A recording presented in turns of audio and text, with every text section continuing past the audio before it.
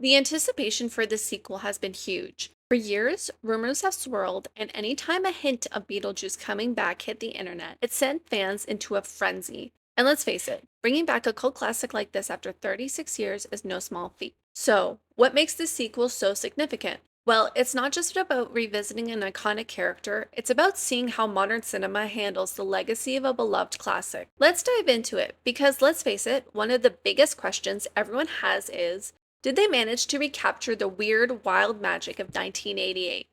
Beetlejuice Beetlejuice picks up with Lydia Dietz, now all grown up and facing a whole new set of challenges. This time, it's her daughter, played by Jenna Ortega, who gets entangled in the bizarre supernatural antics. The highlight here is seeing Michael Keaton return as Beetlejuice. The guy is just electric, and it's like no time's passed. He's still as wild, rude, and absolutely hilarious as ever. Keaton's Beetlejuice is the heart of this movie, just like he was in the original. Winona Ryder returns to play Lydia Dietz. I will say her character in this movie doesn't have the same punch as she did in the original. It's great seeing her again, but she plays more of a supporting role this time around. It was also an odd choice to give her the exact same hairstyle she rocked 36 years ago. If I had the same hairstyle from when I was 16, it would look something like this. It might have been fun to see her as a modern goth after all these years. As for new characters like Dolores, played by Monica Bellucci, and Wolf Jackson, played by Willem Dafoe, they're fun, but it feels like they were only included to have big names in the movie and their characters don't impact the plot in any way. The practical effects in Beetlejuice really mirror those of the original movie, and that's one of the things that they got absolutely right.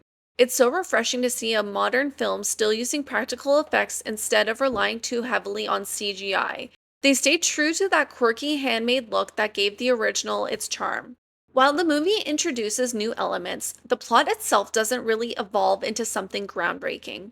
The first Beetlejuice had a clear direction and tight script, with Beetlejuice serving as the unpredictable wild card. In this sequel, there's a lot more going on, but not in a way that's cohesive. It's like they tried to do more, but in the process lost some of the focus. It's fun and full of those classic Beetlejuice style moments, but much of it feels like a series of subplots rather than one cohesive narrative. It's like the movie never really settles on a main goal or driving force. In the original, we had the clear goal of the Matlins trying to scare away the Dietzes. Here, it's a little more scattered, and you might be finding yourself asking, what's the main conflict? The very end of the movie, things fell really flat for me. The whole movie builds up this tension between Dolores and Beetlejuice, and you're expecting this epic showdown or some major conflict, but what do we get? Pretty much nothing. There's no big payoff, no real resolution, and no satisfying conclusion to their rivalry. It's like the movie sets up all these little moments and then just stops. I found myself sitting there waiting for the big twist or some kind of epic Beetlejuice moment, but it never comes. Personally, I didn't find it very enjoyable. I mean, the movie has its fun and chaotic moments, but the lack of a strong ending really took away from the experience. It's probably the only time I'll ever watch it. And that's saying something because I love the first Beetlejuice. I have to give this movie a thumbs down. Did Beetlejuice 2 live up to your expectations, or was it missing something? Let me know in the comments below.